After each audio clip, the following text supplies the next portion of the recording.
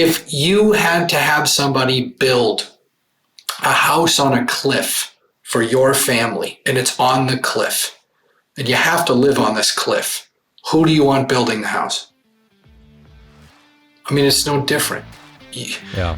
But you have to find the person, and you better make sure they're trained, bonded, all the rest. Mm-hmm. But we don't do that with our salespeople.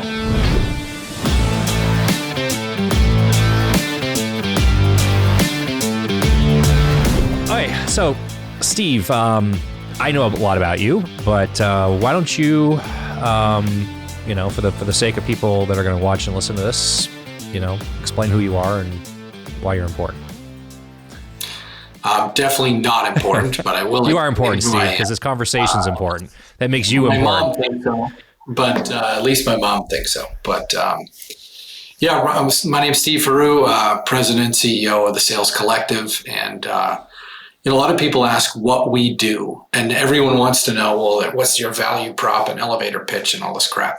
And what we do is undo 99% of what people have been taught about sales and sales leadership. And so a lot of the stuff that's out there, akin to the used car salesman crap, right? Always be closing. I mean, all that stuff that's, in the public eye is not real sales, right? It's interesting to see how people view salespeople. And if you know Daniel Pink, who's an amazing author, he does a study in the book Drive, which is the best leadership book I've read. But they do a study and they ask people, what's the first word that comes to mind when you hear sales or selling? I ask this, right, in all my talks and workshops and things, and I change it to, what's the first word that comes to mind when you hear the word salesperson? And we get the gamut of answers, some of which I will not mention on this our time together. But the number one word was pushy. The number two word was yuck. I mean, it's ugh, I think, is fourth, like a bodily function. So the perception of salespeople is horrendous, and it's due to the fact that people have had bad experiences selling. And so when you have, felons like Jordan Belfort, who are promoted as a sub-magic sales trainer, like the dude stole $200 million from unsuspecting investors, hasn't paid a dime back, went to federal prison. What does he do for a living? Sales trainer? I mean, what are you kidding? What world are we in? What's next? Fucking O.J. Simpson's relationship advice class? I mean, it is so unbelievable of what people think true sales are about. It's not Cardone the con man. It's not Jordan Belfort. It's not, always be closing. It's guys like Chris Gardner, which nobody knows who that is. But Chris Gardner is what The Pursuit of Happiness was based on. That's a real sales movie. Guts, stick-to-itiveness, family, all right, never giving up. That's real sales. So we run a consultancy that helps salespeople, companies, organizations, right, be able to sell more effectively by being a human being. We help companies build sales processes and onboarding for their new salespeople. We help companies hire the right salespeople using something called sales DNA, and helping, again, training, coaching, development, role play, that type of stuff. So just flipping the switch on pretty much everything people have been taught about sales. So you talk about Jordan Belfort. Billy McFarland of Magnesis and Fire Festival fame is out of jail and is on the internet now pushing his marketing consultancy, business. Yes. And I'm just like, I'm sure people are going to pay him a lot of money too. Like, that's the crazy part. I am sure he is going to be successful at it and people are going to pay him a lot of money but like, anyways, I just finished a Red Bull. Like, maybe we'll come back to this a little bit later. We should be doing shots of bourbon, or shots of tequila, something else instead, and make this really, really, really feisty. Okay. So Steve, you and I met, and I run a technology business where we help, companies find and acquire technology, right? We'll use a simple version of it. But when you start talking about, and you look at any startup or any mature company in their sales organization, sales stack, you can get into conversations around like, do you have an SDR, BDR function? Do you have an AE? How are you structuring your AE? Do you have an AM or a CSR that comes after that? What's, like terminology and phrases kind of change, and where are like the points between A and B and C. And, part of all this, when you start trying to figure this stuff out, is you start to, say, okay, well, what's your compensation structure, right? So, and I want to talk to you about quotas and comp structure probably the most, but I want to talk about these other things in companies as they're actually doing this. And I have some personal experience with comp that I want to get into. But let's start with bad structures for sales and bad comp structures, and then I want to talk about what good structures for sales and good comp structures are. And I think it probably makes more sense to start with like the AE kind of world, like the actual like what we think of as sellers versus like an SDR, BDR. But we'll touch on this as well. So let's Sure. What is you see this a lot, right? We've talked about this. What is a bad comp and quota structure for a salesperson, and probably what most people are trying to do? And let's start there. So in your world, it might, be a little bit different. I probably shared with you one of our favorite clients, right? It's managed IT out of Austin. And we've had so much success there. Their model, again, they have AEs, then they have pre-sales engineers. And so they work together really well. We just helped this client hire their newest AE and their director of sales in, 6 weeks. Their new AE, if you ask her, explain the cloud to me, right? She would say, you mean like Cumulus? That's about her knowledge of IT. She was their second highest producing AE in her second month. She knows nothing about IT, zero, less than I know. She turned down a $75K signing bonus and a higher salary from another firm to work with our client. So it's not the comp plan that gets people to come. It's the culture, the environment. They feel like they're going to be supported, all of that stuff, and people will take less money. This is what's happening, as you know, right, in the tech space with idiots like Elon Musk and Zuckerberg. And, these guys are completely clueless human beings that have taken other people's ideas and taken credit for them, which is a whole other story. But besides that, your employees are not your slaves, and certainly your salespeople are not slaves, but they're treated like slaves, which is interesting that Twitter, Elon tried to strong arm their head of sales, and she goes, yes, bye. So you have all these tech salespeople, amazing women and men right now who have been alienated, mistreated, devalued. It is so easy to find great sales talent today at a discount. It's never been easier. So I thank them for doing this stuff. But to go back to the comp and with this client, it wasn't we'll pay you X amount of total revenue and all that stuff. They pay as a function of GP. And, the higher the GP, right, there are accelerators, in their bonuses based on hitting a certain amount of GP. So you hit 500K in GP, you get this accelerator. When you're saying GP, you're talking about gross profit, right? Gross profit. Yeah, sorry. You hit a million in gross profit, you get this accelerator. So there are things like that that I think are more ideal in a comp plan. And you'd ask what's bad? Percentage of total sales, right? That's bad, because if you're not making money on it, what does it matter? But there are tons of comp plans out there like that. And there are sales reps who, again, are told that the reason for their presence on earth is to hit this made up quota that doesn't apply to them. And if they hit it, they get this amount of money. So what are they going to do? Cut corners, sell bad deals, give away profit, discounting, right? Sign back contracts, discounting, all of those things. So companies are creating their own Frankensteins and then mad, right? That they now have Frankenstein. So I mean, that's really common in that environment, right? Is we talk about like OTE, right? Base plus commission, and base plus commission equals X dollar, right? So I mean, I'll just pick a number out of the air, like $200,000. So maybe 200 grand, maybe you have a 100K base and a 100K commission on top of that base, and it's a pretty like normalized. 50/50 is pretty standard, right? But that in order to hit your OTE, you have to hit plan. And then you'd say, and this was when I started digging into this for myself. That was, I think, the most fascinating thing. It was like, okay, the assumption is that like 80% at plan is like a really good, like you've actually kind of nailed what your quotas are for your sellers if like 80% of them are successful.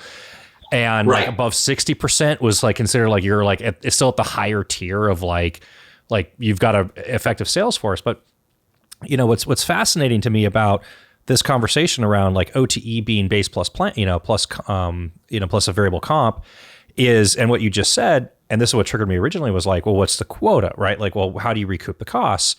And especially, and what have I seen a lot of with my clients? Well, you have somebody that just goes out and crushes it. And actually not just clients, with a lot of our suppliers in our portfolio, right? Somebody goes out and crushes it. I mean, absolutely just hits a grand slam out of the park, crushes it. And then the next year at their SKO, their sales kickoff, it's like, here's your new quota. Your quota just went up 400%, and they go, okay, great. I'm never getting paid again, right? It's happening all day, every day. Why do companies and sales leadership do this? Like what drives, I mean, because to me as an outsider, that I was always like, no, you want your salespeople driving Ferraris. Like that's like a good thing, right? But like, that's not what happens in the real world. I mean, there's a few reasons. One is just pure greed, which is the overriding factor. Number two, you have people setting these quotas and goals, couldn't sell their way out of a paper bag, have no clue what it's like in the field, zero clue. I mean, none.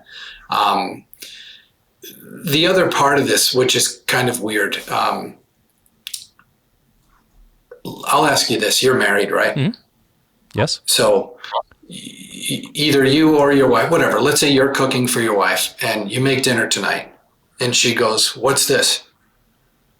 And you go, oh, well, I asked the neighbor, what she wanted for dinner, so I made it for you. What would your wife say? Yeah, so we have this experience with our children and what we're teaching them to do versus what, your natural response is. Yeah, I mean, I get I get the point, right?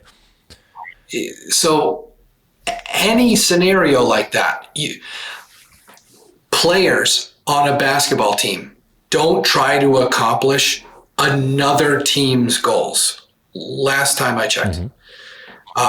Salespeople don't give a crap about your goals.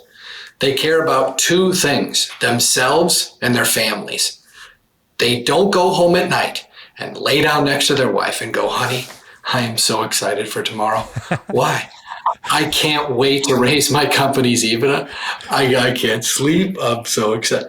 Nobody cares. And so when you just assign these idiotic, arbitrary numbers that have no bearing on anything other than raising your company's value or your stock price or whatever, what part of your brain thinks that that salesperson is going to go out there and run through brick walls for that?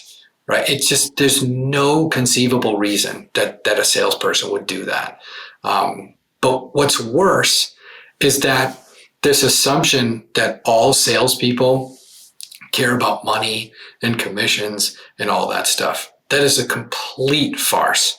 The best salespeople in the world are intrinsically motivated. The best business people in the world are intrinsically motivated. They are not extrinsically motivated. And this idea of this carrot and stick, right, that, comes from the,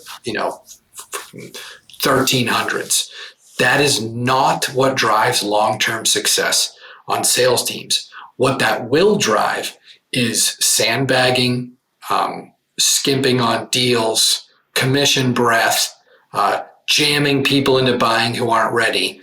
because you put some arbitrary date on the time that a prospect's money is no good. I understand, I think, where a lot of this comes from, because when you look at it from a headcount standpoint, sales is the only place where you can really have like a direct corollary between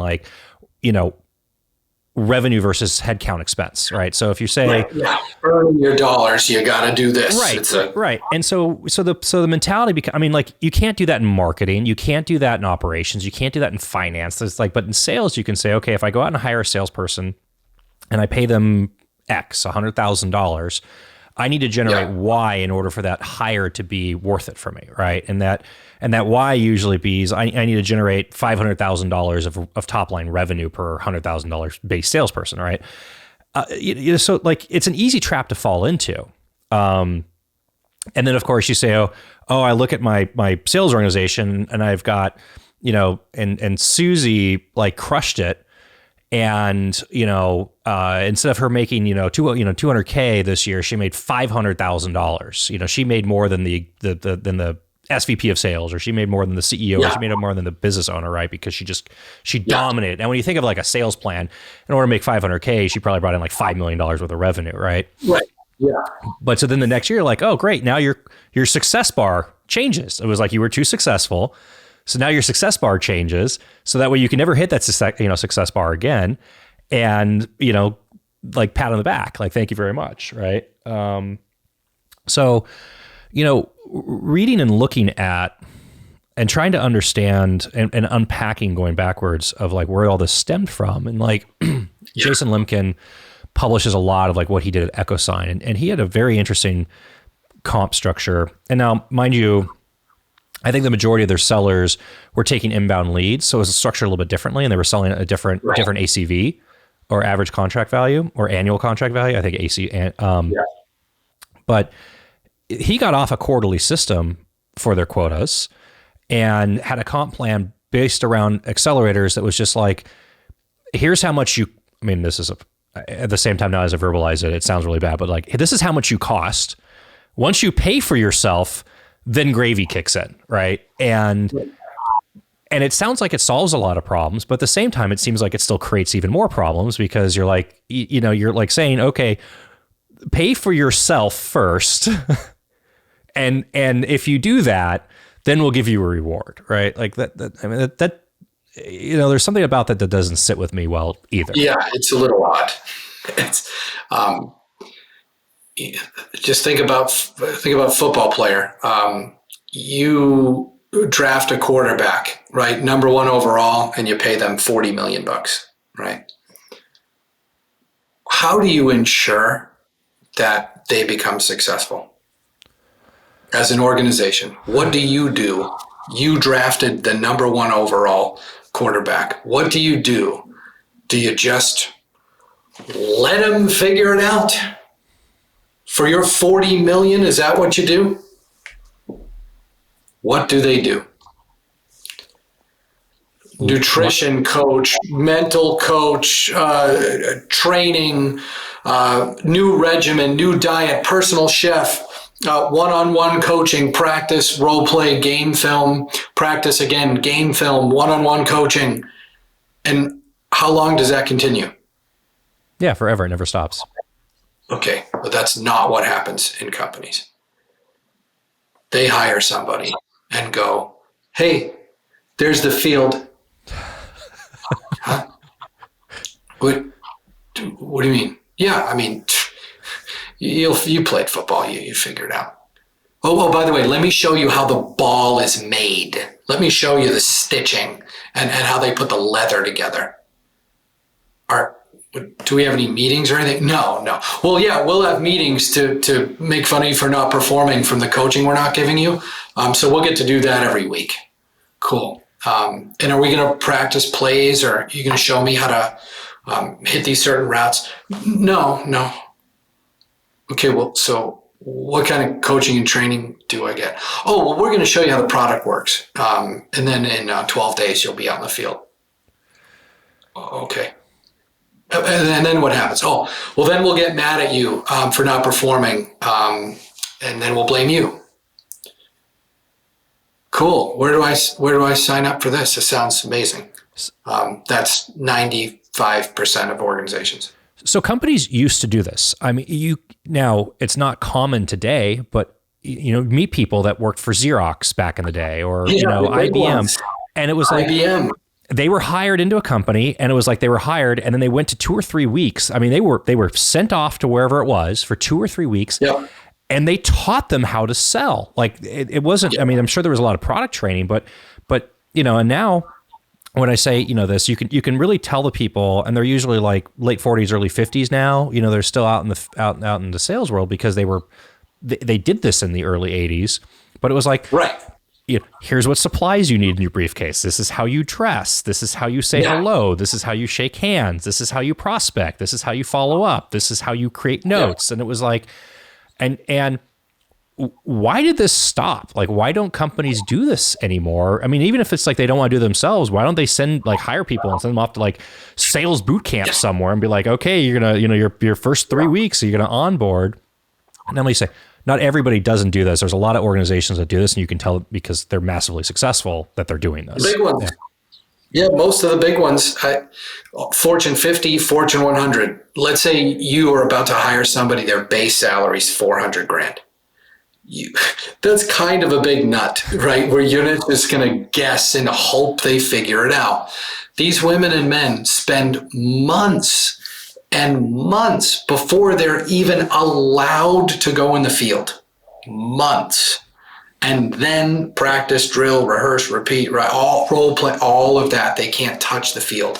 Where the average company goes, hey, we gave you 19 days. By the way, that's the average length of onboarding in this country for American companies. 19 days. As if that's enough. Like, you can't become an attorney unless you put in 7 years, 6 to 7. You can't become a physician unless you put in 8 to 12. But you can be a salesman because I gave you access to Zoom info and just start emailing people, right? And so it's laziness, one, and complacency, I think, too. The economy's been good for how many years now? So long time, yeah. You have a bunch of companies who have salespeople who are just glorified order takers because an orangutan could sell something, right, in this economy in the last 10 years. And now they're all in big trouble. And they're all realizing, holy crap, we don't have a sales process. We don't have systems. Our comp plan sucks. We don't have the right salespeople. So now what? And it was just like sweeping all this stuff under the rug, for the last decade. This big tech boom, right? And companies are selling for 20x EBITDA, overpaying. And all these PE firms, so many of them are screwed, right? You don't buy high and sell low. That's usually not a good thing. But you have a bunch of people, like in San Diego, they paid $3 million for a 1,100 square foot house, right? And at some point you have to realize it probably wasn't a good investment. But that's what's happening to a lot of these companies who are in, the VC world, or these private equity guys, that they overpaid because they were looking at how easy it was to make money, and they had no systems in place, no continuous coaching or training. The comp plan wasn't designed and customizable to the person. And all of these things are now starting to fall apart, and they're selling stuff for, 70 cents on the dollar and just taking a loss. But I think it's laziness, and I think it's complacency, where they're just like, oh, we can put a live body in here, right? Make $1 million a year on this, product. So let's pay someone $30,000, not $100. So they hire less quality talent, thinking, right, that it will produce the same amount. When in reality, the delta of their saving $70,000 cost them, $300,000, right, in missed opportunities. So it's a lot of factors, but I just think many of them don't know what they're doing. There's also a lot of stats with that in sales of like, your best salespeople actually sell higher ACVs. They sell, there's a higher net retention, like all the stats are better when you have a good salesperson versus an underperforming salesperson, but also the underperforming salespeople rush to discounts, so it's like the ACV drops, the GP, the gross profit drops, like everything. It's not just like, there's like more, it's like everything about the health of that sale just goes in the toilet. Yeah. So referrals, reviews, recommendations. The list goes on. It's endless. Are companies expecting too much out of their sales team? And when I say that, what I mean is like, is there an argument for specialization of, you can't hire a seller and expect them to be a good prospector and a good relationship person and a good account manager? Do you really need, like, at what size does it make sense that you have, here's a dedicated inbound team, here's a dedicated sales development team just doing prospecting and meeting, qualification and meeting setting, and here's a dedicated AE who's going to own the relationship at this time, and do you go from an AE to an AM, like how, what are the tiers of this stuff? How big do you have to be before this specialization really starts to kick in and make sense? From what we see, it's hard to put a number on it. I would think once you're, ascending past probably 50 or 100 million, that becomes more of a team game, right? Mm-hmm. Because you need the support. You can't maintain all that growth and scale. But we have our largest client's $1 billion, whatever, and they have about 70 sales reps. But most of them do their own work, right? They still do service, they still follow up, they still manage the accounts, and they're $1 billion for. So it's all really based, again, on the product, the service, what's involved, right? Is there fulfillment? Is there supply chain issues, right, that need to be managed? So it's a hard answer. But there are people that have certain skills in certain areas, again, that should be put in those positions to win, and other people, right, should not be. That's just so why we use sales DNA so much. It just makes it so simple. And when you can go, this guy's not a hunter. He's a 12 on hunting. He won't prospect. He needs to be liked. This is not for him. But as people love him, let's move him over, right, to account retention or management or whatnot, because those are his skill sets. But if you have the wrong people in the wrong positions, it can be devastating. But if you're not looking and you don't know what to look for, how would you ever discover it?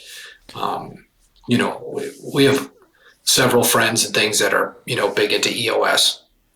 And whether it comes from EOS or Good to Great or wherever it comes from, or Vern, having the right people in the right seats. We've heard this, 50 million times. Yeah, and all the permutations. But if your driver is blind, it don't matter.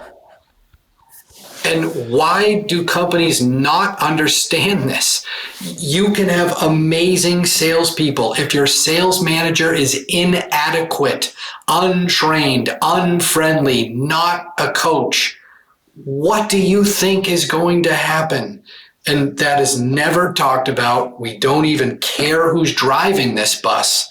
It's all about right people, right seats. Wrong. Who is the driver? Mm-hmm. And in almost every failing sales organization, we can point to exactly where it is, and it is always at the sales leadership level. Well, RPRS, right people, right seat, also applies to managers, right? So, like, you can't pick and choose how you apply that. Let me go. I want to go back to something because you've said a couple of things that have triggered this thought for me. Yeah, you talk about client in Austin, they have a bunch of AEs and pre-sales engineers. And I see this a lot in, we have support organizations at all the major suppliers that we work with that, support us and our clients. And these are quota carrying, comp structured.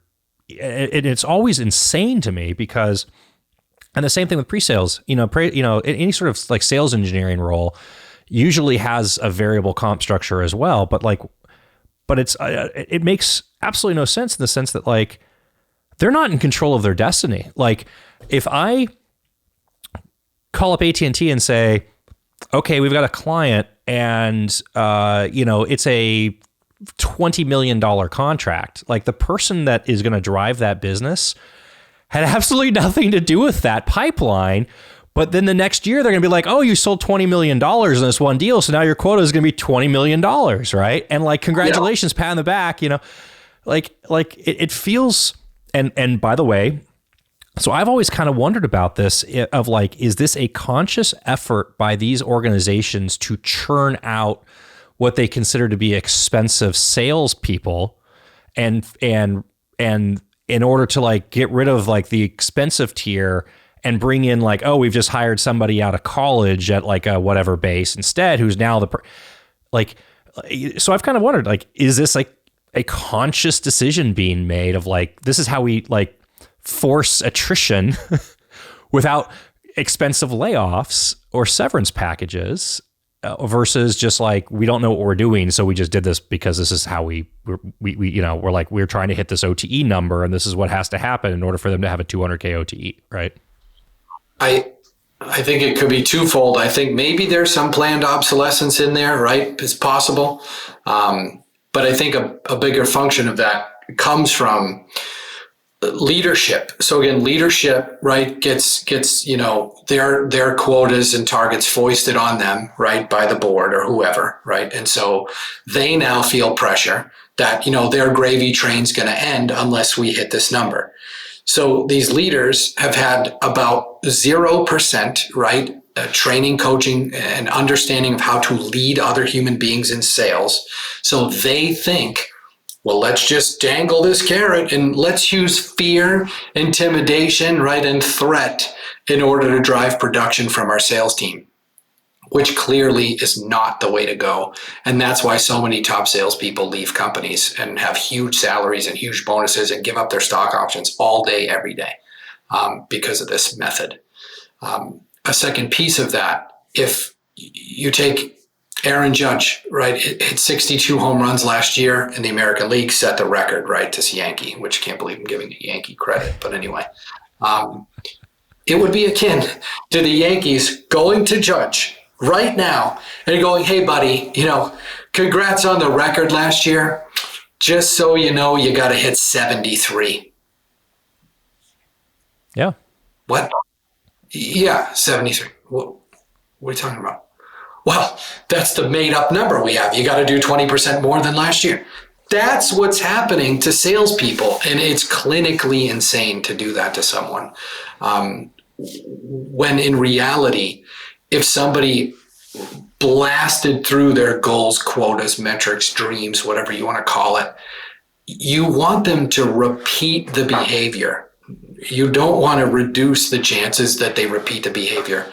And what's a surefire way to reduce the chances? Tell them they're not good enough. Tell them they didn't make us enough money, and tell them you're cutting their pay. Yeah, that'll work. And companies do it all day, every day, because the sales reps tell us, right? And I have a list that's gargantuan of all the complaints we hear from salespeople, and you wouldn't believe the stuff they do. There are situations where, let's say somebody's goal is 2.5 million, right, in sales, and they get whatever, 30K bonus, whatever it is. And they do 2.498 million. Didn't make it. And the company goes, well, can't give you the money. Yeah. What part of the human brain would make you think that this salesperson would go, okay, wait a second. So you kept all the money.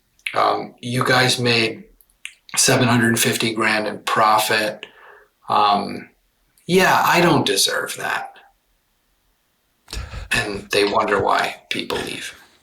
So, I mean, this comes back to, you see comp plans that have an element of draw, right? We're gonna pay you $150,000 because that's what you need in order to come over from this other place, but we're gonna pay you $150K, and of that $150K, $100K is draw, which is gonna ratchet down month over month over month until you get to like $50K. And at that point, your quote, your comp should, your bonus element of your comp based on sales should be that $100K, and then you're fine, right? I can't think of an example where that was a successful sales plan or that's actually worked out for either side.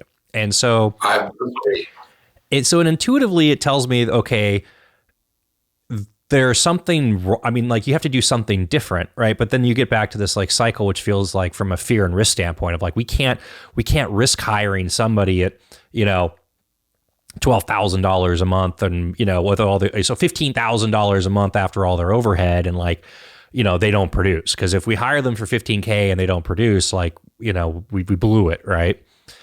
But it doesn't feel like structuring. I mean, I kind of wonder, like, if you look at an organization, if you just said, hey, I'm going to pay you $200K, like there's got to be other metrics that you can take and apply, and say, is this person actually doing their job or not? Are they going to be successful or not? Are they going to work out? Well, before you get to the 30, 60, 90 day mark, where you kind of, even if you're not going through like, hey, we've got a sane onboarding process and we're going to spend a month teaching you how to be a seller because we assume you know how to be a salesperson now. Yeah. What should we be doing differently? So we ask clients this question a lot, or prospective clients. And let's say they're, someone they're paying 120K, whatever, that's their base, right? So you've got base, you've got salary, benefit, you got all that stuff, right? So all in, let's say it's 150K nut. Let's say that. They are risking just hard money, 150K, right? That salesperson A will work out. They don't know how to recruit effectively, have no idea how to write a job ad, how to interview. They certainly don't use Sales DNA. They'll use DISC or some other tool that has nothing to do with predictive ability in sales. And hope the person works out, and they'll risk at least 150K in real money. You're better off shaking up a magic 8-ball, first of all. But they're willing to continue to make this mistake over and over again, hoping a salesperson works out, willing to spend 150 grand to find out. We're not even talking opportunity costs. This is just hard money. But will not build a sales process to allow this salesperson to succeed, will not build an onboarding process to ensure the salesperson is effective. And they keep going over and over again in the same cycle. And that's what continues to happen. And so not having the right tools in place and then expecting somebody to be great, I mean, it's just pure insanity. We talk about so many analogies in life and cooking and sports and so on. And when it comes to goals, probably the easiest one, or quotas or whatever, is if you use Olympic athletes. Every person that even makes the Olympics, you're already elite, right? I mean, it's less than 1% of it. You're already amazing. But what's the goal of every Olympian? To win the what? Gold medal, of course. So in a typical Olympics, there's 300 events, about 10,000 athletes. So roughly 3% of Olympians will win gold, and 97% will not win. Clearly, it is not the goal that makes the difference between the gold medal winners and everyone else. Mm-hmm. They all have the same goal. It's not the goal. The people that win gold have better daily habits than the people that don't. Pure and simple. And that's the part that these companies do not understand. And many of them have their, KPIs, okay? And how you define a KPI is different, but most companies, their KPIs are lagging indicators, which again, the most insane, intergalactically idiotic lagging indicator is sales. You cannot measure sales to grow sales. You have to measure activities and behavior in order to grow sales. So just by pure math, the most basic of equations, increase quality activity, guess what goes up? It's that simple. And what do companies do? Not focus on this activity. They go, we just want you to sell more. No, not how it works. But even in those cases, you hear about companies that do like, hey, it's cold call week, and every single person in the company sits down and does nothing but cold calling and prospecting for a week, and boom, they fill pipeline, but then it's like things just let go. So when you say like, I love this conversation around lagging versus leading indicators, and I am 100% guilty of this. I have totally failed a lot of people that have worked for me over the last 20 years because I just didn't know any better. I was a dumb idiot, like, and I didn't know any better, right? But so now, so now it's like, when you look at this and you say, okay, you gave an example of a lagging indicator. What was our sales? How did our quarter end? Like, I love companies that are in quarterly cycles because you can manipulate and abuse them at the end of the quarter, right? It's like, oh, your quarter ends when? Okay, it's your year end is actually January 31st, not December 31st. Okay, we're just going to hold off until like January 25th, and we're going to, But it's like everybody who's ever purchased anything in a B2B situation understands this world and like syncs up their purchasing behavior against companies' core, the vendor's quarter and annual closes. Right. Why? Because like, it's like, boom, instantaneously you get like the magic discount out of thin air. And oh, by the way, wink, wink, nudge, nudge, this discount we're going to give you that you have to sign by January 31st. Guess what? We really know that if we wait until February 15th, we can still get the same deal, right? And oh, yeah. This offer really expires on the 31st. Yeah, right, buddy. I shouldn't call out this company, but whatever. I don't care. Most of them are criminals anyway. So before ZoomInfo, we were talking to HubSpot, and this guy's, we're evaluating CRMs and marketing tools anyway. So this guy goes, "Hey, Steve, so I looked you guys up. Looks like you're, sales training company, cool, all that kind of stuff. I like what you're doing." He goes, "But we're a Sandler shop here." I go, "Okay, listen, dude, I'm going to give you one piece of advice. You listening? Don't Sandler me. Okay, whatever you do not Sandler me. You got it?" What does he do 5 seconds later? "Well, Max, can we at least agree that if you see value today, you'll move forward, and if you don't, we'll part ways?" I'm like, dude, are you a robot? I just told you not to do what you just did. The trial closes. This is the garbage that's being taught, but it gets worse with ZoomInfo. So we had them on, and then the sales rep goes, "Okay, it's the 29th of the month. So, here's what we'll be willing to do. Okay. If you sign by, the 30th, right, we'll do it for, 17 grand. I go, "Guys, I have two questions. Are you guys selling the business?" "What do you mean?" "Well, clearly you're only going to be in business for the next 2 days, or you wouldn't be doing this. Are you guys going to continue doing business after the 31st? "Yeah. Okay. Second question. So if I wire you $18,000 on February 1st, my wire's rejected. Does the money turn into Dogecoin, or what? Yeah. What happens on the first?" No. Let me talk to my manager. Yeah. This is like a huge company. This is the crap that continues to happen because you have made up ridiculous quarterly amounts where the sales magically must be in before that day, or else they don't count.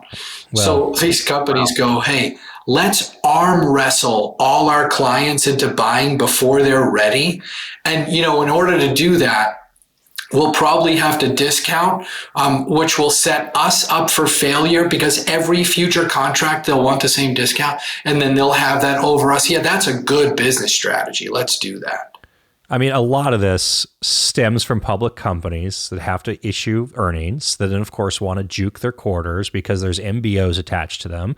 I worked for a .com. I mean, this is going 20 years ago. I worked for a .com, and the CEO had it was incredible. Like, you could tell, like, we would get into whatever cycle in the quarter and there'd be a mandate. Just don't pay any bills. Do not pay a single bill.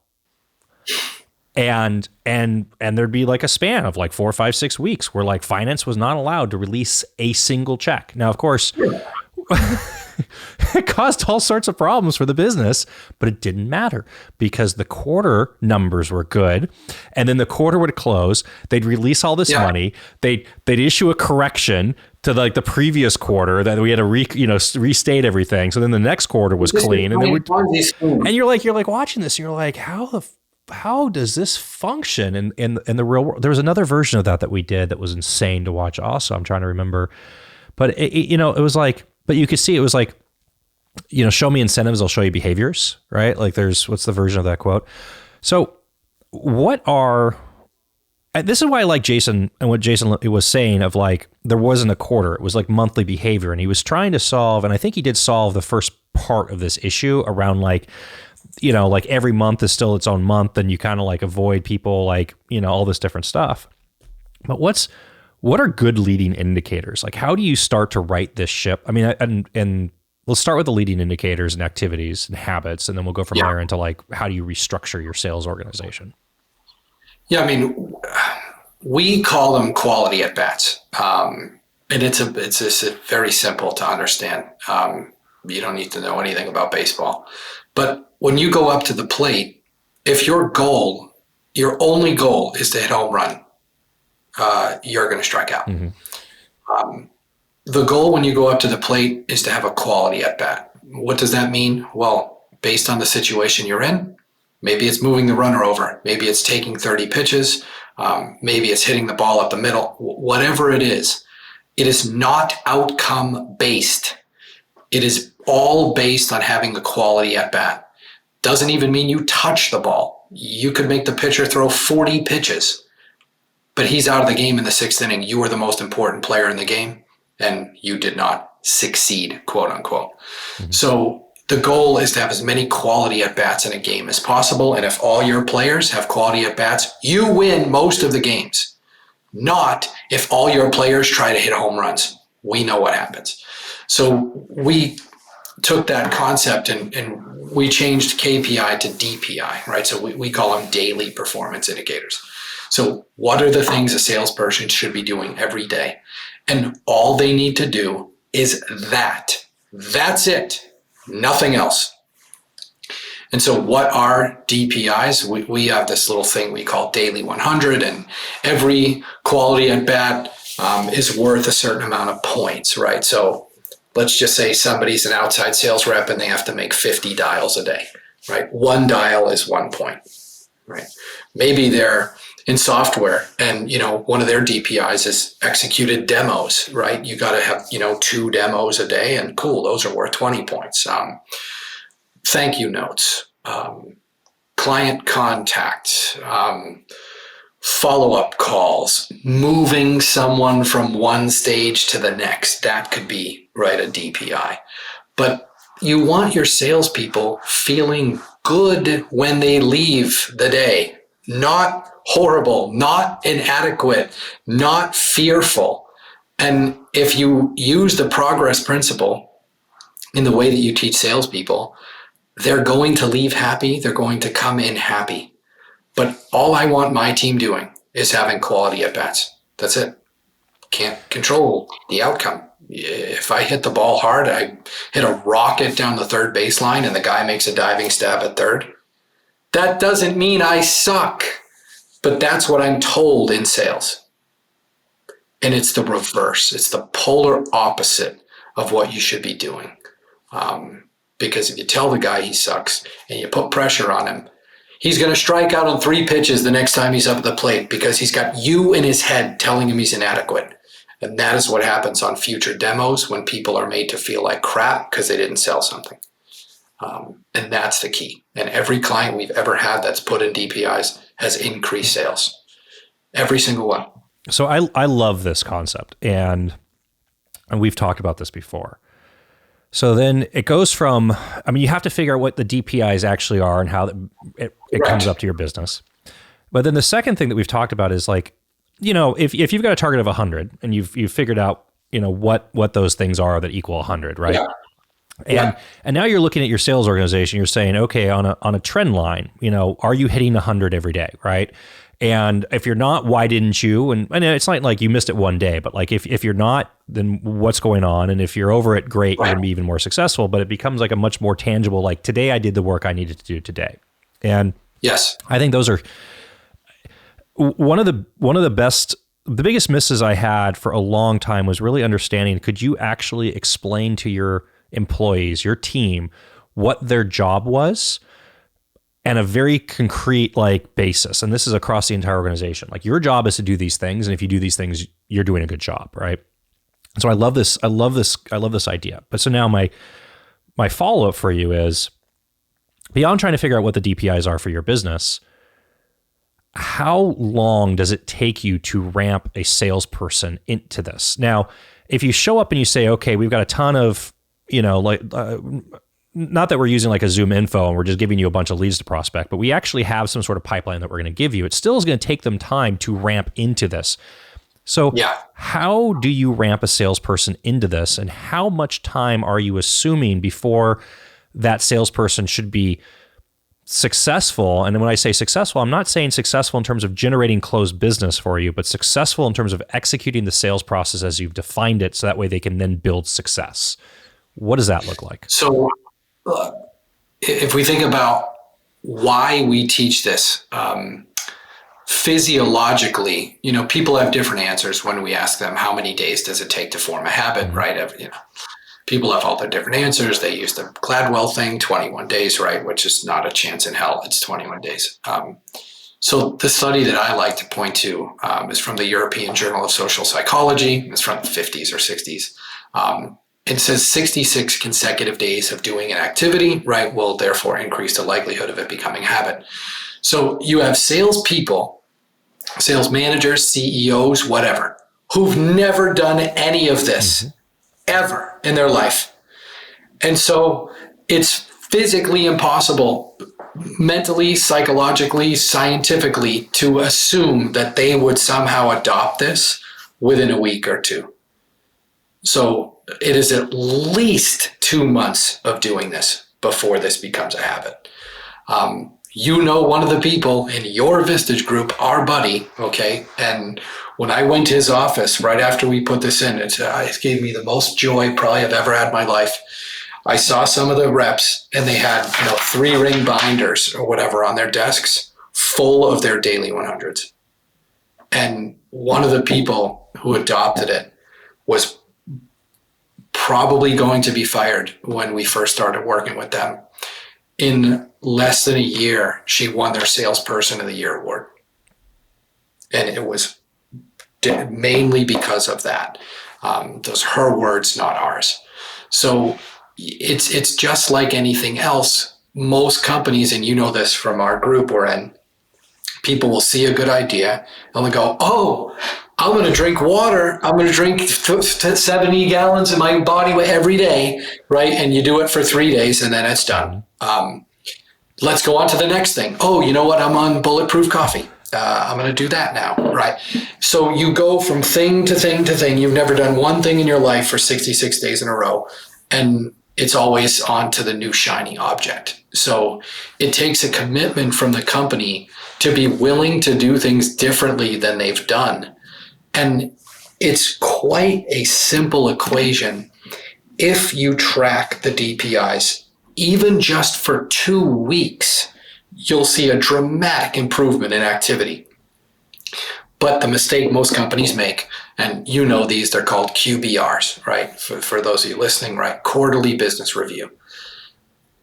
Again, I'm using the word insane a lot because it lacks sanity for someone to think, well, I'm not going to help this person. I'm going to let them die for 89 days, blow all these leads, all these appointments. Then I'm going to tell them how bad they did and tell them to fix it, or else they're going on a performance improvement plan. Are you nuts? Would you let a baseball player go 0 for 179 before you address the issue? And so you can see those issues in a week. And so then you're able to adjust on the fly 12 times sooner and go, hey man, you're kicking butt, bro. You're doing your calls, you're doing your demos, you're doing this, but we're not converting. Let's figure out what we're saying Let's role play together, right? Let's do some exercises together. Let's go over your hook, your value prop, your intro, your demo. That's the role of a sales manager or a sales leader that they're not doing. And they wait till these people are downtrodden, desperate, right? Just totally distraught that they're not producing when they could have fixed that 9 weeks earlier. That's what DPIs allow you to do. So this is also, I mean, if you say 66 days, I mean, sales is not a 7-day-a-week activity, right? People need to unplug, usually on the weekends, right? So you're really talking about a quarter in habit forming, and then you're talking about probably at least another quarter based on what your close rate is and close time is for companies. You're talking a 2-quarter investment by most companies in order to actually see if this is, like get to the point where they're going to see differences. Probably 3 quarters. I mean, we work on deals where it might be, I mean, let me think about this one. I've had some where it was maybe like a 6 to 9 month engagement to when you get to contract signature. Then at that point, you probably have, 3, 4, 5 months of implementation and migrations. And then you're plus another 90 to 100 days before, you see revenue recognition out of that, right? So, I mean, a year, like 12 months to 15 months before, I mean, that's not an unusual like cycle in my world when you start talking about like large enterprise technology kind of cycles. So, I think about this a lot when I think about our structure in terms of like, is it an SDR BDR function? Is it an AE function? Is there an AM behind the AE? What does a sales engineering role look like? And oh yeah, you either need to optimize for, an SMB smaller transactional acquisition where you're maybe going to go the entire cycle in less than 6 months, or you're going to go up stack. And if you go up stack, this is what this really means for you. And I think that's a lot of the conversation. I don't know how much that conversation happens, at the upper ranks within companies when they start making and thinking about this stuff. It's not really a question, but I'm kind of curious what your, I mean, you get hired to do sales training for organizations. Is this like people realize there's something wrong and want to change it, or is it like, oh, like what, how, where do you, like, how do you get engaged with this? And what are companies? I mean, is it just like, hey, our revenue's down, we need to fix it, and we finally maybe think that there might be a problem that we need to address, or is it like our sales team sucks, come in and like fire everybody for us because we can't figure out how to do it?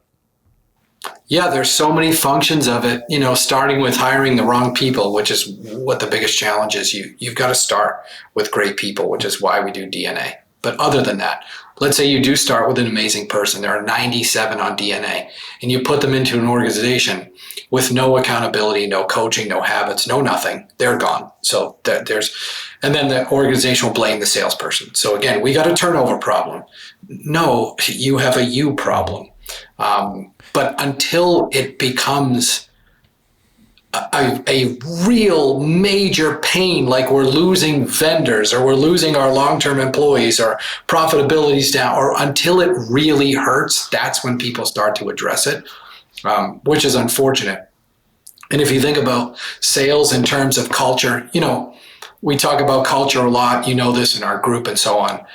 If your organization, let's just say, has a bad culture, how long does it take to turn that around? I mean, you first have to make the assumption that the people that are driving the culture actually are aware of it and decide to make a change, right? I mean, like, that's a foundational question. And considering that culture really gets set by the ownership and the executives, the managers, and the people at the top and permeates, I mean, culture really is a top-down thing, right? It's not a bottom-up issue. So Correct. If you have a bad culture, that issue starts with the people that actually have to change in order to make culture change. So like your question is like, how long does that take? Well, I mean, probably never. Yeah, if you had to bet your life, if they actually had a study on this, maybe they do, where you've seen a company go from a bad culture to a good culture, how many months or years do you think the median would be? So I've seen it in the sense of like, I see this more in sales and acquisition. So ownership changes because of some sort of sales transaction or exit. And it feels like in that role, it takes probably somewhere up to like the 6-month mark, of real concentrated, we're changing the culture before, trust really kind of starts kicking in and people, and then probably another six months after that. So about a year of like, and this is That's like, what I was going to say. yeah, really intense. Around a year. Yeah. If you don't change the culture, what does that cost the company? Right. I mean, it's incalculable, right? But there are companies who pay millions of dollars to go through this transformation because they understand the value. That same company won't spend $5,000 on looking at who they have on the sales team. What are our processes? What's our value prop? What's our sales stat? What's our tech stat? They won't spend a penny and just think, well, it's the wrong people, or maybe we got to change the price, or maybe we got to do this. It takes a year, 6 months to a year, right, to see the fruits of your labor.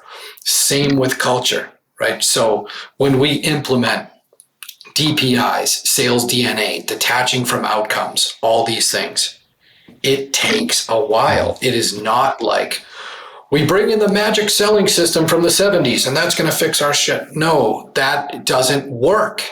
So you have to have leaders who are committed to putting the time in to benefit, right? And there's a million examples. You probably know some of these, but when I was teaching all the Aflac people around the country, I found this picture of this bamboo. And then somebody told me, oh, is that, you're going to use the Chinese bamboo analogy. And I'm like, oh, what's that? You have to water bamboo for years. Every day. Water every day. Nothing happens. After a year, it's dirt. After 2 years, it's dirt. After 3 years, it's dirt. And in the 4th year, it will grow 80 feet in 6 weeks. But you have to be committed to watering your plants every day. And your plants are your salespeople. And you won't see it today. You won't see it tomorrow. You won't see it next week. You won't see it this quarter. But all the work you're putting in will eventually allow them to skyrocket in success. But the problem is they never get there because you stopped watering them after 19 days. And you wonder why you just have a pile of dirt. And that's what I see. You're talking about tools. You mentioned tools, and you also mentioned CRM earlier. So let me connect these, right? So, topical for right now, Salesforce has done their first round of layoffs, I think probably in the history of Salesforce. And Benioff has made comments that went, of course, leaked about, and it's like productivity and is our remote is our remote work impacting productivity, and we're hiring all these people. And there was a something that came out that was talking about, I forget the exact numbers, but like sales based on productive and experienced AEs, and like literally carrying like 85% of the sales for the business versus like, like the 80-20 is absolutely upside down with this company. We're like 20% are selling 80 and the 80 are selling 20. And what are they going to do about all this stuff? But again, I think you talked about this earlier. It stems from, hey, we just hired all these randos out of college, gave them no support. The industry was so hot, like every company had to run this platform. So we were just taking orders and there wasn't anything more to it. And now people are really looking at, do we need to spend this money or not? And I'm going to connect this to a question for you, but in the sales space and in sales enablement, now we have a lot of tools that sit on top of the CRM. We talk about, tools to help you prospect and do email sequences and do auto dialing and I feel like, and I'm guilty of this because I'm in the tech world, but like there's this run to tools like, oh, we have a sales problem. Let's go out and get an Outreach or a Sales Loft or one of these tools because now it can make our sales team more effective and our sales should go up. But like, do sales go up? So how do you, if you say, okay, you have to make 50 dials a day, you can make 50 dials a day without using Outreach, right? Like, so how do you talk to people about like I don't want to say right sizing, but like repairing their thoughts around sales management and sales activities and like tooling and like recording data in the CRM. I feel like every company has the same kind of, did you put your stuff in Salesforce? And the answer is like, no, blah, blah, blah. Right. Like, how do you deal with this as an outsider being hired to fix these problems? Yeah. I mean, if we take the CRM thing, which, salespeople would rather have a colonoscopy than put something in their CRM. But it's because they're told they have to use the CRM. And, this goes back to the philosophy that we teach and why so many salespeople don't get it right. Unfortunately, right, is because they just sell features and benefits. And that's not what drives people to buy. You have to let people know what happens if they don't buy your stuff. You do not tell them what they gain if they do buy your stuff. You tell them what they lose if they stay the same. And that's why most salespeople don't adopt their CRMs, is because they're told what to do. They have to understand what they lose if they do not use this. Future relationships, referral business, repeat, MRR. When you can equate what they lose if they don't spend 9 minutes doing this, big surprise, they start adopting it. So that's one piece of CRM. And again, companies change CRMs, right? Like the weekend golfer changes drivers. Like, what?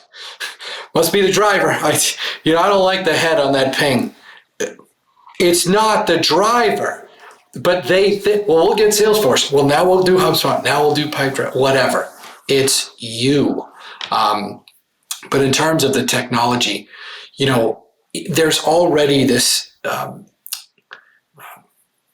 it's not a hindrance. It's more of a myth, right? That you can sell, selling by email, right? Where let me just automate it, right? That's what companies think. And so they don't even know how to pick the phone up. It's unbelievable. And so when you have these automated cadences that go out, and I get it, if you're sending 50 a day, 100 a day, whatever, it's fine. But if that automated cadence, number one, if it looks like it's just tacky automated trash, you're retarding the effect of using it, because nobody's going to want to do business with you because you just send some automated crap. Language is everything. I just had to edit a couple things for somebody we're going to work with and so on. And I'm saying to myself, like, who wrote this? Like, what is this? It was so god awful. Like, it's crazy. And they don't review any of this. So they'll use some standard pre-populated automation, maybe Outreach Sensor, HubSpot, whatever, right? Which is also garbage. And so they're not even looking at what's being said. And so they think, right, that it's helping them when in reality it's retarding their own growth. But it's let's just put the automated cash, we just need to self-checkout, right? We don't need people anymore. You still need people because somebody hits the wrong button or they didn't weigh their kumquats or whatever.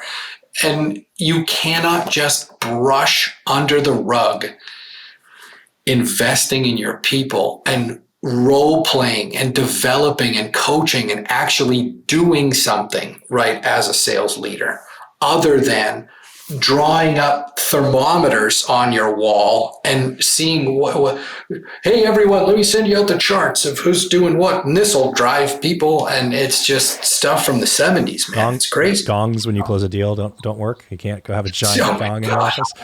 So, yeah, don't get me started on that. There's a bunch of sales methodologies on the market today, and I actually like a lot of them. I'm not going to mention them by name, but a lot of them, you can, if you pay attention, you can track back to like inception. So there's a lot of stuff on the market today that comes back to Challenger Sale and Chris Dixon that then refines it, right? And a lot of them I really agree with and I really like. And I've started buying just because of curiosity. I've been buying sales books, going back to like the 50s and the 40s and the 30s. I haven't read them all yet, so I can't give you any reviews, but I'm really kind of curious to see what was being taught in the 30s, because you have the like the Carnegie, like how to make friends and influence people, that like I feel like half of that like gets regurgitated in like everything that we're doing now. It's like there's no original thought at some point. Like, where does it actually come from? So like I need to find the original Greek on like how to sell if you're a merchant street, like guide, and we could probably connect it all together. Okay, so let's say a company, they make the first step, which is they understand, okay, we're going to go to leading indicators versus lagging indicators. We're going to figure out what kind of activity base we want to have. We've figured out, like how to score, maybe you're not like highly, it's not a cold call and cold email because you're in an AE and we have an SDR for that. So we have different metrics for different people, right? How do you design a good compensation structure? You're going to hire an AE in, you're going to assume that it's going to take them, 180 days. It's going to take them 2 quarters before they're going to have any sort of positive revenue that's going to start coming in. But even that's going to maybe take another 6 months, right? Yeah. What is a sane compensation structure, for a healthy company look like? This is not a popular opinion, but again, if you look at all the science and data, the most successful salespeople in the world are intrinsically motivated and have an ambivert type of style. In other words, some extroversion, some introversion, but they're generally motivated by mastery, job well done, right? Those types of things. So if we know that, and our comp plans are all purely extrinsically based, money and so on, it's not going to motivate a percentage of the population. Akin to, you go to a restaurant with your wife and they have one meal available. Is there anything else on here? No, that's our meal. It's raw seared donkey liver. It's what? Yeah, I love it. So, well, because I love it, you should eat it. And that's the problem with comp plans, right? And so we have variable comp plans. In other words, they can choose the one they want. So you have families, let's say, mom is the breadwinner, the dad, just lost his job, right? And she's the only one working. She might take a higher base salary because she's got to support the family. But now let's go reverse. You've got 2 people. The wife just, sold her company, and they're just looking for stuff to do. They don't care about money. They got 40 million in the bank, but you don't know because you don't know anything about them. So having customizable comp plans, to me, is what I see amongst many of the successful clients we have, and their culture is abundantly amazing because of it. We have another client, they do about 150 million a year. They pay no commissions, none, not a cent. Every sales rep makes between, they start at 80 and go up to like 150. Can't go past that. They've got company cars and cell phones and 401k and every benefit known to man, and they pay them spot bonuses. Nobody knows when they're coming. Nobody knows what they're for. So this one guy, Scott, he shipped like a bunch of chicken to Genio or Genio chicken of HEB, some big, huge order of chicken, right? Their food distribution. And they showed up one day at his desk and go, "Hey man, here you go. Congrats." And it was a Rolex. And he's like, "Wow, what is this for?" And they're like, "Just for being you, man. We appreciate everything you've done. Great job. Keep it up." How did they know that he wanted a Rolex? Are they actually talking to their employee? Who'd they talk to? Because it wasn't him. The thing about a company actually doing this is amazing. His wife. They said, "Jenny, what would Scott really want? What's he always wanted that he'd never buy for himself?" And she goes, "That's easy, Rolex." Yeah, actually knowing who your people are. I'll tell you this last I'm one. connecting this to like attrition rate and churn. And I'm just on the surface, I would bet that this company has a very low attrition rate and churn. 98% retention rate for employees. Their customer lifetime value, I don't even know what the years are, but 99% don't leave, right? It's this kind of stuff. No commissions. No, they don't have that crap. Goals and quotas. No. Our goal is to help the customer. That's the goal, right? That's it. And their average length of tenure for their sales reps, they've been around, I don't even know, 15 years maybe, is 12 years. No one leaves. They have no issues recruiting. Gee, I wonder why. Because all these people tell their friends every weekend how lucky they are. They have thousands of resumes waiting for people to apply for the next role. No commissions, no quotas.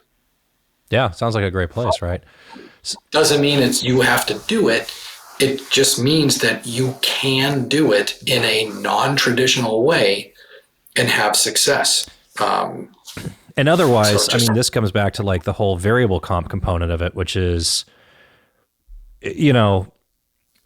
every time I've done this math and I've looked at a sales plan, a comp plan, and I've kind of like, dug through it, and like the healthy ones, it's like they've all hit. They know what the number is, right? It's like they're gonna pay 20% of gross profit in terms of like sales, and that's.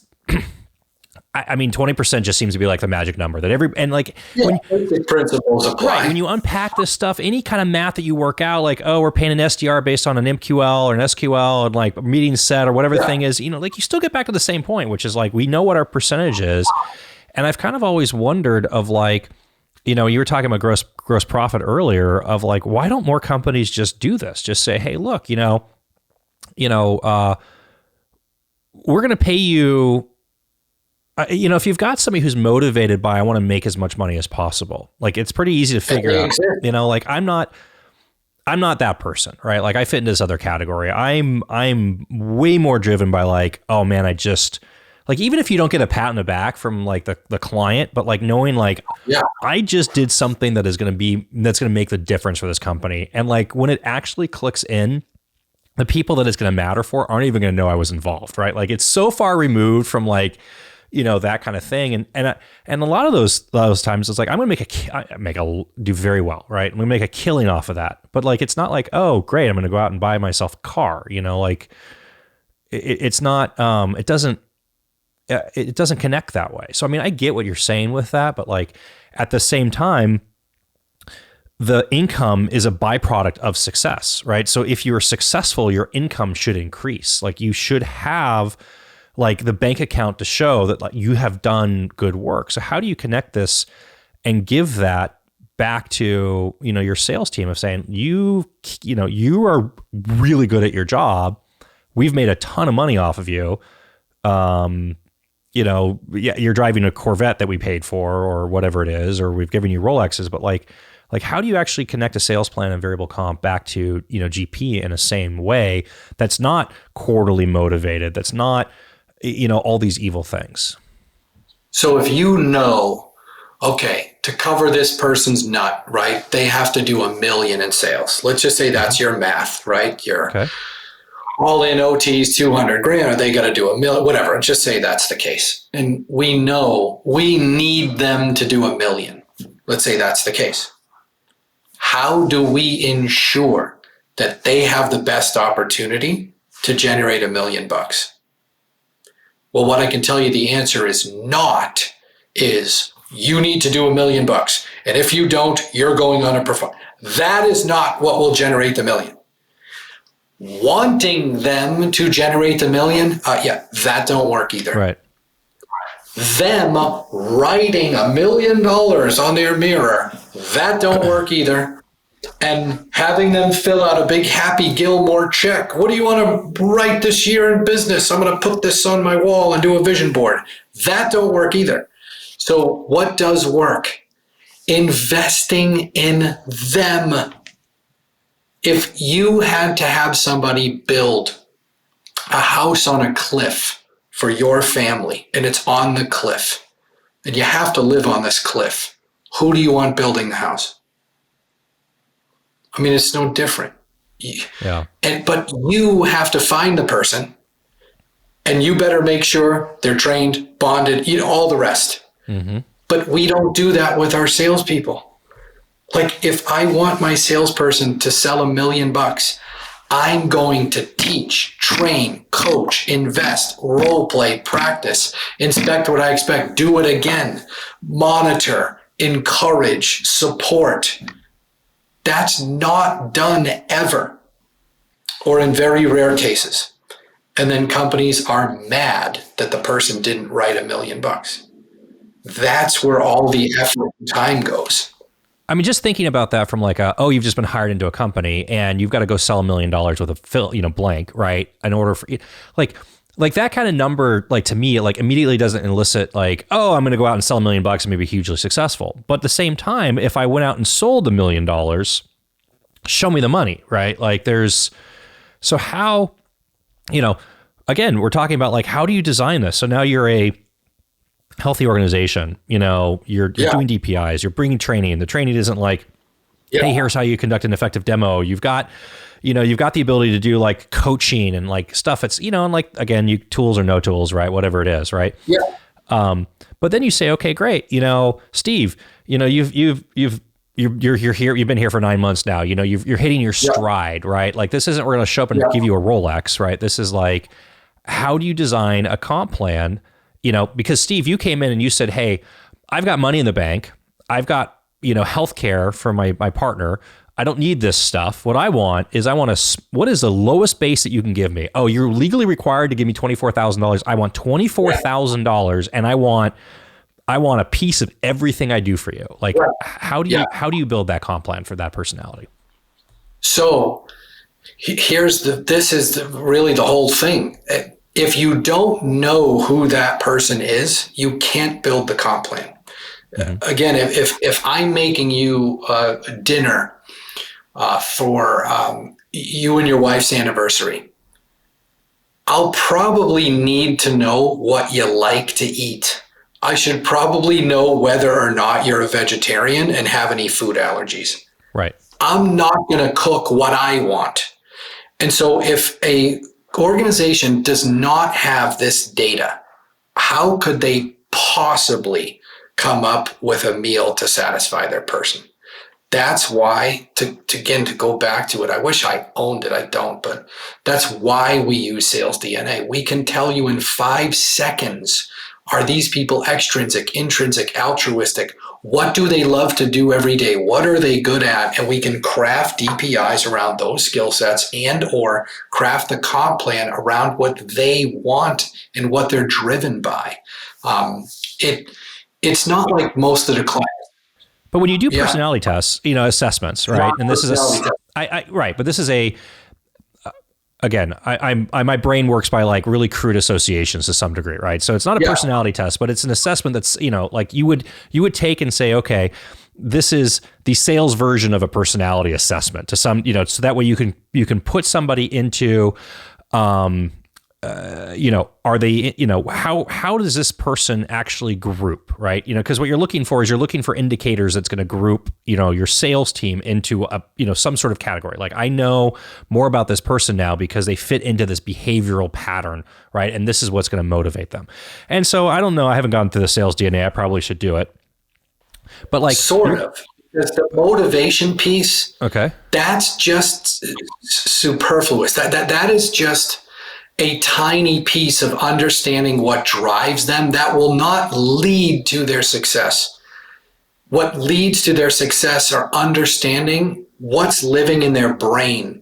If they need to be liked, if they're uncomfortable discussing money, and if they can't recover from rejection quickly, it's irrelevant what their motivation style is. This is why personality tests are useless. It doesn't mean anything. So it's a piece of it when I start with the right dude and I know, right, what this guy's going to be able to accomplish. And it's using the knowledge that's deeper in terms of what drives him to be successful. Oh, he likes nice cars, right? I'm just making this up. Yeah. He likes nice cars, right? Okay, dude. So we're going to talk about what we need to accomplish here as a company. We do this through these number of DPIs and so on. If we do this, we pretty much know you'll end up around here. What do you think? I know you're new here. What are some of your goals and thoughts about what you could accomplish? Well, you know what I hadn't thought of is I think I can build a relationship with whatever, Poland Spring. Cool. So how are you going to do that? Well, I think I can do this. And they'll come up with some other ideas or DPIs that they want. I want to do trade shows. I want to do podcasts. I want to do whatever. Okay, cool. So he or she comes up with some kind of goal or metric or something. It's not you assigning it to them. Mm-hmm. And he says, you know what? I think I can do 2 million. You do. 2 million. And our expectation is 1 million. Yeah, I think I can do 2. Cool. You do 2 million. I'll get you I'll lease you a Porsche for a year. Pick whatever one you want, whatever model. Because you know the guy likes Porsches because you found out about him in the interview. That's just one small thing. Other people, it's vacation time. There are people that haven't taken vacations in 6 years, right? Or because of COVID, they wanted to go to Disneyland and couldn't go. So it's the intimate knowledge of knowing your people and spending time with them when they first start working with you, which people don't spend that time. They're just looked at like a number. That's why they don't overperform. Half of people hit their quotas. Half. For a reason. So I know what you're going to answer, but I'm going to ask you this question anyways. Is this actually scalable on a one-to-one basis for a sales organization, right? Because what you're talking about is, I'm going to sit down, I'm going to do my job as your sales manager, right? And now we're really talking about sales leadership. You've got managers, you've got directors, you've got a VP, you've got whatever the hierarchy of your sales organization is. But I'm going to do my job as your sales manager, and I'm going to understand that you, Steve, more than anything else in the world, want a yellow gold, blue dial, blue bezel Submariner, right? Like you've wanted this thing since you were a 12-year-old child, and this is like you'll never buy it for yourself. Even if I gave you a check for $40,000, you would not go to the Rolex store and buy it, right? But like this is it for you. And I know that. Obviously, if you crushed it and you came back and you said, "Hey, I hit this, whatever it is," and I dropped off, I gave you first off, you'd have to be able to source the freaking watch because that's a different game right now. But gave you this as a, we'd have a great relationship in terms of the business. But is that scalable for companies to deal with and say, we've got 10 sellers. Okay, 10 sellers you can do. We've got 20 sellers. We've got 30. We've got 500 sellers. We've got 1,000 sellers. I mean, it feels like at some point that breaks down, and like a Salesforce can't implement this just because they're not geared culturally to come after this. And is there a different way to go about this where say, hey, look, as a first step, I'm not going to figure out that you want the Rolex, but I'm going to give you the option of saying, I want a high base with very low comp based on GP, or I want a really low base with a really high comp. And I've got, scales of versions A, B, or C. And you, Steve, I'm going to sit down with you. We're going to have a conversation and you're going to look at the menu and you're going to say, I want C. Yeah. That's what I want. Correct. Right. Yeah. So, and is just doing that giving you a leg up in the market of having a better culture and environment for your sales team? 100%. And when people always ask, well, is it scalable? I always go back to if you had a camera that followed a sales manager around every day, your head would fall off at the unbelievable lack of productivity. That is a sales leader's job. You are to lead the salespeople. That's what you should be doing every day. Most of them don't do that. They're not trained to do it. They don't know how to do it. Sales managers get the least amount of coaching and training of any level in a sales organization. But I will go back to, let's take Chick-fil-A, right? Which, is probably the best example, right, of a franchise, right? They make 2.5 times, right, what McDonald's and frickin' all those other ones make. But they started not with 10,000. One. So it's the same question I would ask an organization. Well, how do we scale? Get it right for these 5 people, then hire another sales leader to do the same thing. Then you hire another one. Then you hire another one. But if you don't do it right the first time, it will never scale, right? It'll never get there. Sales suffers from the same thing that we see in tech all the time, right? Where the leaders, the managers become people that were successful in individual contributors. So you have a really good engineer, you have a really good salesperson, you have somebody who's a really good IC at that role. And it's like, oh, you're a successful salesperson. Boom, you're the sales manager, right? Like when you talk about like stuff that makes my skin crawl, like I am not that is not like, I don't wake up in the morning and be like, gee, I'm looking forward to like going out and managing people. Like, it's not how my brain is wired, but like I see this over and over again where companies are promoting people just because they're good at the job. They're like, well, obviously you're going to be good at managing other people at the job. So like this is going to be great for us. No, this is important, a good important topic to end on, because we talk about this all the time and they go, well, Michelle was good at sales. So what are you talking about? They don't make flight attendants the pilot. But this is a huge mistake that companies make, because they equate, well, they've been here and they've sold that, so automatically they'll be a good coach, good teacher, whatever. And it's cannibalizing organizations, because you take your best person out of sales, put them in charge of salespeople they think they want to be a leader. Then when they find out that it's different work, they go, I want to go back into sales. I mean, it's just a major headache. And so it's not impossible to find a great salesperson who became a great leader, but it's less than 10% of the time. They have both skill sets. Last question for you, because this contradicts something that you said earlier, which is, by definition, if you're trying to hire good managers, they're not necessarily good salespeople. And so this idea of they don't have experience actually doing the job is not necessarily a negative, as long as they are trained and understand how to manage, lead, and encourage and develop salespeople doing the job, right? So like, correct. It's this example of like, not all salespeople become good sales managers, and not all good sales managers were good salespeople, right? Like it's two different jobs, like very drastically different realities of people.